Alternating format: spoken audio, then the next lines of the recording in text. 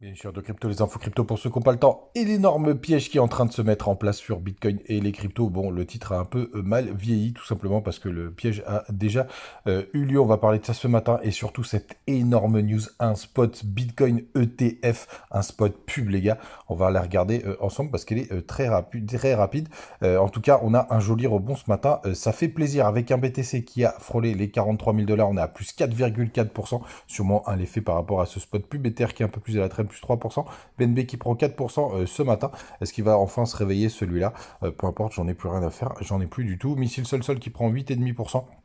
Belle perf du côté d'ADA, mais il y a surtout des très grosses perfs dans ce top 100, notamment du côté d'ING qui continue de surperformer, plus 24%, c'est magnifique. IMX qui pose quasiment 15% ce matin, CAS qui reprend 8%, on a VET qui décolle enfin à 16,2%, TAO qui reprend 10%. 8% du côté de STX, AAV qui prend 10%. J'avais envie d'aller beaucoup plus bas ce matin. Il y a KCS qui prend 10,5%, la crypto de KuCoin, on a Osmo qui prend 13,5%. Bref, très très vert ce matin, ça fait plaisir. On démarre tout de suite avec ce spot Bitcoin qui a sûrement aidé pas mal à cette reprise. Interesting these Ça a été days. parfait. Allez, je vous laisse kiffer. You know what's interesting these days? Bitcoin. Look for Bitwise, my friends.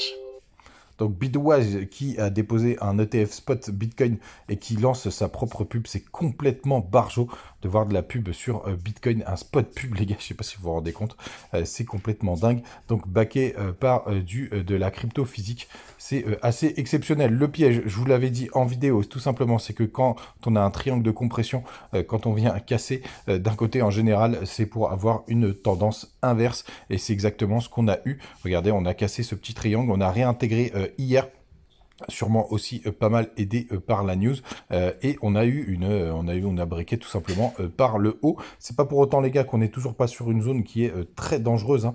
Tout simplement sur le RSI pareil, on a réintégré, d'ailleurs on a fait à peu près comme cette petite pointe qu'on a eu juste ici. On va regarder ce qui s'était passé derrière. Mais regardez, quand on a eu le break de cette pointe juste là, après on a eu une nouvelle chambre haussière. Est-ce que c'est enfin le moment d'aller chercher les 48 000 dollars? L'avenir nous le dira, les gars. On reste toujours sur une zone compliquée, une zone dure. Comme je vous disais, les triangles de compression ont plus de chances de se casser dans le sens de la tendance. Là, c'est à peu près ce qui s'est passé avec ce fake out. Pour l'instant, le plan se déroule sans accroc. Mais attention, je reste quand même très méfiant des indicateurs hein, en cette fin d'année. Bon, ça va pas marcher, c'est pas grave, je vais utiliser l'autre. Du côté des contrats CME, on est venu tout de suite aussi combler le gap qu'on avait laissé ce week-end, hein. Je vais passer en une heure pour que vous le voyez mieux. Vous voyez le gap qu'on avait laissé juste là. Hop, maintenant celui-ci c'est réglé.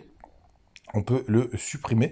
Il a été comblé, donc on va voir si ça va être l'occasion d'aller chercher celui qu'on a laissé vers les 45 000 dollars qui date maintenant d'il y a à peu près 3 semaines. On va voir ce que ça va donner.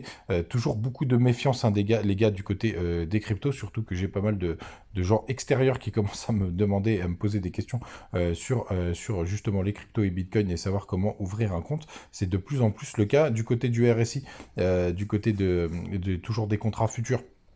On est en train toujours de suivre cette petite trendline. On s'est arrêté juste là. Alors pourquoi on s'est arrêté là? Tout simplement, c'est un joli support qui a été pas mal travaillé par le passé, qui ressemble un peu plus à celui qu'on a sur le spot. Je vous invite quand même à la plus grande prudence, même si ça y est, là, pour le coup, on devra avoir des bonnes nouvelles du côté de l'ETF spot. Quand on descend sur les plus petites time frames, grande méfiance, je vais vous montrer deux choses qui sont assez importantes, notamment du côté du BTC Spot. On a été chercher les plus hauts, donc on a chassé les plus hauts, donc on va voir si on réintègre, mais c'est pas le cas du côté des contrats futurs, j'ai vérifié, c'est même aussi le cas du côté de Binance. Mais si on prend les perpétuels là-dessus du côté de BitGet, vous voyez qu'on n'a pas été chassé les plus hauts. Donc on va voir vraiment ce que ça va donner. Je vous invite vraiment à la plus grande prudence, même s'il y a tellement de good news que ça fait extrêmement plaisir et que ça y est, ça peut vraiment lancer le bazar. Du côté du crypto fearing rig, on est toujours dans ce gros range entre les 65 et les 75. C'est assez impressionnant. On va voir de quel côté ça va breaker.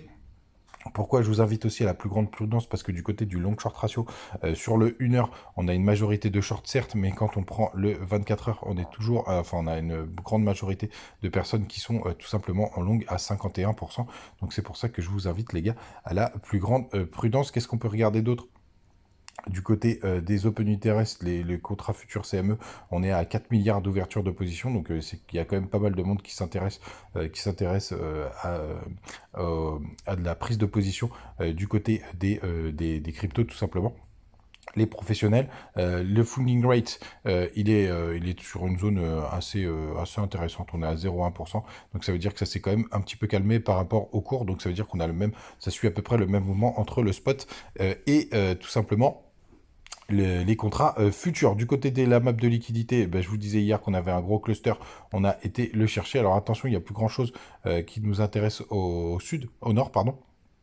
Donc on va voir vraiment ce que ça va donner. Ça a quand même pas mal nettoyé sur ce pump. Donc on est aussi une nouvelle fois sur une bonne zone de retournement. Est-ce qu'on va aller chercher de gratter un peu les liquidités qui est au-dessus des 44 000, des 45 000 dollars. Donc l'avenir nous le dira les gars.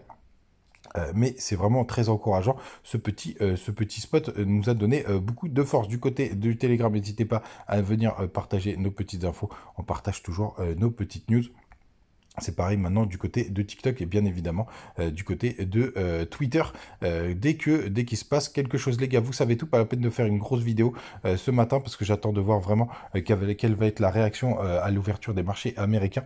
D'ailleurs, tiens, on peut aller jeter un œil du côté des marchés américains puisque le Nasdaq, lui, a fait un nouveau plus haut. J'attends de voir si ce que va donner aussi le SP500. Ça m'intéresse fortement, la petite pub dès qu'on ouvre notre ami Investing. Donc sur le SP500, on est très très proche d'un nouvel ATH, puisque l'ATH était vers les 4800 points. Vous voyez, on est juste en train de les frôler. On va voir si ça va être le cas dans pas longtemps, mais en tout cas du côté du Nasdaq. De mémoire, ça y est, on avait fait un nouveau plus haut. Où est-ce qu'il est? Hop. Ah bah non, on est encore très proche, mais pas de nouveau plus haut. Je vous ai dit une bêtise, je crois que c'est plutôt du côté du 440 qu'on a fait un nouveau plus haut. Donc le marché français, est-ce que c'est le cas? Oui, voilà, ça y est. On a fait un nouveau plus haut sur le CAC 40. On va voir si ça va être le cas sur les autres marchés. Et puis c'est l'occasion, puisque ça fait un moment qu'on l'a pas vu, d'aller voir notre indice du dollar. Il y a toujours des choses à dire, hein, les gars. Indice du dollar qui, pour le coup, est en train il est toujours sur support, hein. Rien de bien méchant, rien de très intéressant. Il faudrait qu'on évite d'aller casser les 104,5 points pour avoir quelque chose de toujours bullish. On a fait des nouveaux plus bas, donc ça c'est plutôt intéressant. Il faut que le dollar se pète la gueule, les gars, pour avoir des bonnes choses. Je vous invite à la plus grande vigilance une nouvelle fois, pour voir si ce pump n'est pas un exit pump, ou surtout pour aller chasser de la liquidité. Mais c'est vrai qu'avec ce spot Bitcoin, c'est quand même pas mal de choses qui sont relancées. Passez une très bonne journée, on se retrouve comme d'habitude demain matin, ciao.